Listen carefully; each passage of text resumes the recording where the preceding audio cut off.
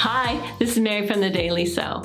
I recently bought this dress online because I really like the colors and I really like the pattern that's printed on the fabric.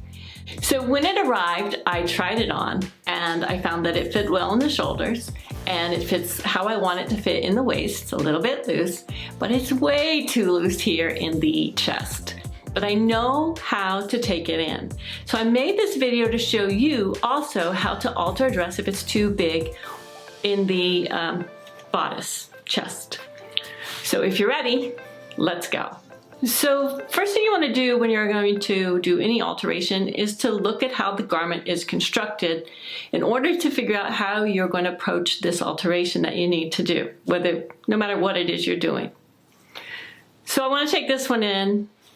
It's just too big. I can take it in anywhere, if a center seam, center front seam, side seams, center back seam. But this garment has a center back zipper, not a side zipper, which makes it quite a bit easier to take it in on the sides. I can take it in symmetrically, and I don't think it's going to alter too much. It's not going to throw the garment off balance. There's also a lining on the inside that lines the bodice only, and it's tucked in that seam as well. It also has side seam pockets. So even though it's a little big in the waist, I'm gonna stop at the waist seam so I don't interfere at all with the pockets. I'm gonna just take it in from underarm down to the waist seam, which is right here. These are some things you need to look at when you're tackling any kind of alteration, is how your garment is constructed so that you know how to best approach the alteration. So let's start on this one. Okay, got my straight pins and we're gonna take it in. First, I have a mirror placed behind the camera so that you want to place yourself in front of a mirror so you can see what you're doing a lot better. I can feel with my fingers here when I pinch in the side seam. I don't want to pin just one side because I might accidentally tweak this, too far over. So I'm going to stop at the waist seam, right? Which means I don't want to have a tuck. I don't want to take this in so much here that it makes like a little pleat or something. So I want to make, when this hits, I want to make sure when I take it in that I've reached the original seam line, the side seam here. So I can take in as much as I want here, but I need to taper it to nothing right above that waistline seam. I'm just gonna start somewhere, and hopefully you want to place your pins down when taking off, is less likely to hurt yourself, or if you're pinning someone else, hurt the person. So basically you're just going to go back and forth, pinching, trying to make sure that seam line is exactly even, and pinching out a little bit on both sides at the same time as evenly as possible. Then take it off, put it on the table, and we're going to compare the two sides. This is kind of like our rough draft of pinning. It's not going to look pretty. You just want to make sure that you look at both sides, and if you remember one side feeling better than the other, let's say you thought the left side fit better or felt better, keep that in mind and compare how much you've taken in on each side and how far down you've taken that amount in.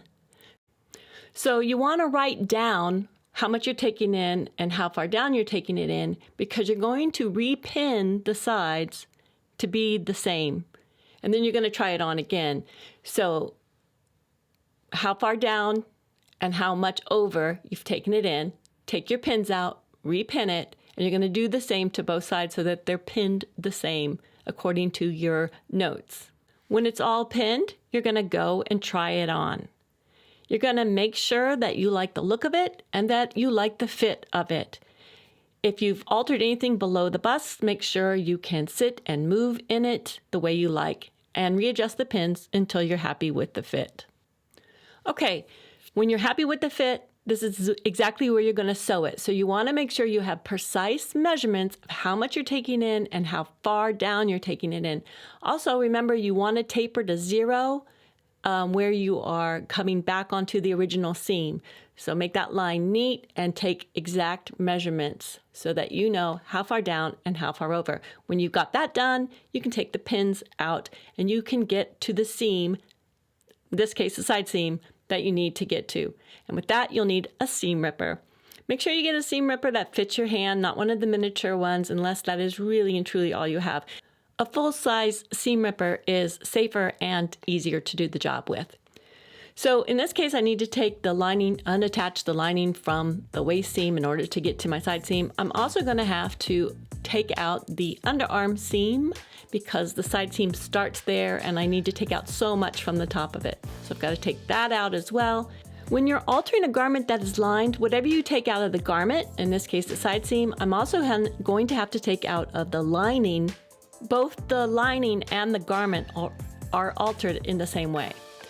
I also have to take out the side seam where it is attached to the waist because I need to take out all the way down to the very end. If I was not taking out so much, I could maybe leave that seam intact, but I have to come all the way down to the end. And again, you want to take out a little bit beyond the side seam on each side of it. Just like at the underarm seam, I need to take out a little beyond the side seam on each side of any seam it crosses. So I want to show you this real quick. Look, there's my seam allowance right there where I just did the blue mark. That's where I need to be at 0, not at the end of the fabric.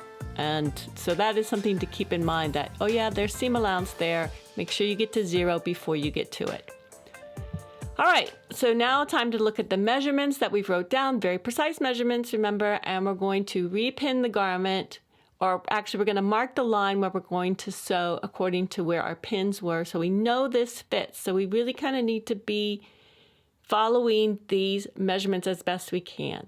Again, we want to get down to 0, and when you get a nice pleasing line, go ahead and mark it so you can see it. That is where you're going to sew. And because sometimes when you alter garments, you have some tight corners that you have to get into, it's always good to pin your fabric in case you have to shift anything underneath the presser foot. It won't move. You're going to do the same to the lining if you have lining, and you're going to do the same to the other side of the bodice. Okay, well, I've sewn it down here. This is my new seam, and you can see that. And then I have my old seam right there, my new seam, and I've done it to the other side, and I've done it to the lining. So we can trim off the seam allowance if you have anything bulky like I do. I took in a lot, so I have a lot. And you can go ahead and finish it off if you want. I just want to show you again that taper, how you're going from going down to nothing. Think of it as a on-ramp and an off-ramp onto your original seam. When you cut off that seam allowance, you want to press it flat and you can finish it. I finished mine with a zigzag stitch, but you want to get it nice and pressed flat so that the outside isn't buckly at all. It's nice and flat on the outside of the garment. If you didn't trim your seam allowance, just press that seam flat. You can't press it, you won't be able to press it open because of the serging on most ready-to-wear garments. So now I've got to think about how I'm going to reconstruct the garment. I've taken in the alteration is done, and now I've got to put the garment back together again. I've got that waist seam I have to sew back up, and I have the underarm seam to sew back up. But the underarm was also understitched. I noticed that when taking it apart, so I've got to do that as well. Our reverse engineering, and now we're engineering it again. So just want to show you this underarm seam. The bottom stitch line was the underarm seam where the lining and the bodice were sewn together, and the upper stitching was the understitching. If you can, you want to take that out a little beyond your stitch line, but I had a big knot there and I couldn't. So mine isn't going to be the best looking understitching, but it's going to work. So now I'm going to sew this closed on the original stitch line because that line did not need to change. After I've sewn it closed, I've got to understitch it. And the reason you want to understitch it is so that the lining does not creep out while you're wearing the garment and peek. First of all, here it is here where you can see it. It's that little line of stitches close to the seam, right? And what it is it's sewing the lining to both the seam allowances, the seam allowance for the bodice and the seam allowance for the lining. You're pressing the seam allowance toward the lining, and then you're going to sew the seam allowance down to the lining close to the seam. Remember, you're not catching the outer fabric at all, just the seam allowance. So take that to your machine and go ahead and understitch. There's my understitching all done, and I could finish off that seam allowance, but I'm not going to because it's trapped in the lining, and you can see there's no stitching on the outside. I also have to close up the waist seam there, and I'm going to follow the original stitch line because I didn't change that, and I'm going to zigzag over the raw edges of the seam allowance. Now I've got to figure out how to attach the lining to the garment at the waist seam. I could do it all by hand. In order to do that, I would leave the seam allowance folded up and I would sew it with a slip stitch to the waist seam that's there. I would just start at the end and just sew it all the way up. Hand sewing doesn't take very long to do. It's actually quite relaxing, but there is another way to do it, and that is the burrito method. That is where we are going to roll the dress up, stick it inside the lining, put the lining back down over it, and we're going to leave a hole in order to pull the garment out from where we sewn it with the machine. So first thing I have to do, because I have the opening in the front, is I have to put the back facing me and then roll it up, starting at the hem. And then I'm going to flip the lining over so that the right side of the lining is facing the dress and the wrong side of the lining is facing me. And then, see, I can match up the two waist seams. But get everything tucked in first.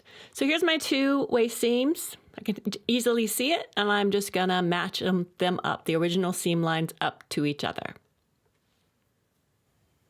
Center front seam, it's gonna match up to center front seam.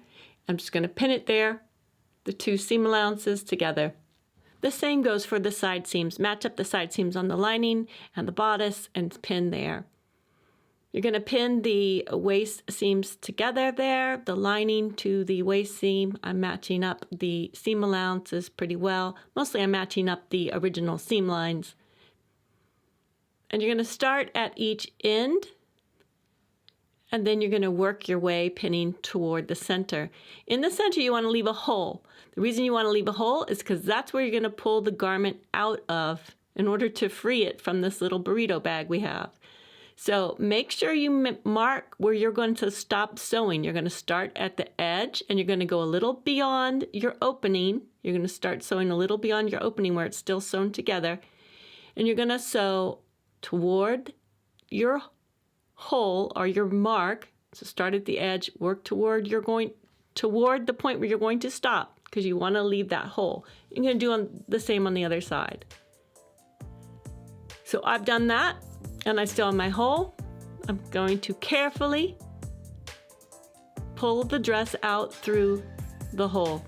This takes some patience, but once you get it going, it goes pretty fast. You don't want to do it too fast because you don't want to rip your stitches that you just put in.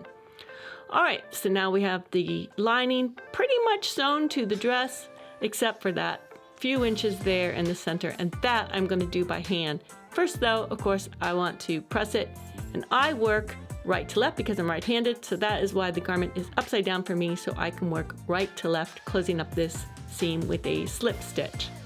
The slip stitch, simply just catching a little bit of the garment, and I'm catching the seam allowance, and sometimes I'll even catch the threads of that stitched the seam down, and then I put the needle through the folded lining there. Go about 1/4 to 1/4 of an inch. Catch a little bit of the seam allowance. Go through the tunnel of the fold and all the way until it is sewn shut. And this is your last step. Once you have this sewn, you're done. Just give it a good pressing and try it on. Well, I think I got it. I like how it fits. I don't like the fact that I have to alter clothes that I buy brand new, but I think that's a reality for most of us. Things just don't fit us right off the rack exactly how we want them to fit, or even good enough sometimes. So it's good to have a few basic alteration skills in your toolbox. My tip is always buy the garment so it will fit the biggest part of you, the largest part of you, whether that's your chest, your waist, or your hips, or even your biceps or your shoulders. If it fits there, you can usually find a way to take it in where it is too loose. So keep that in mind. I hope you found this video helpful. If you have any questions, put them in the comments below and I will be sure to reply. Thank you so much for watching. Goodbye.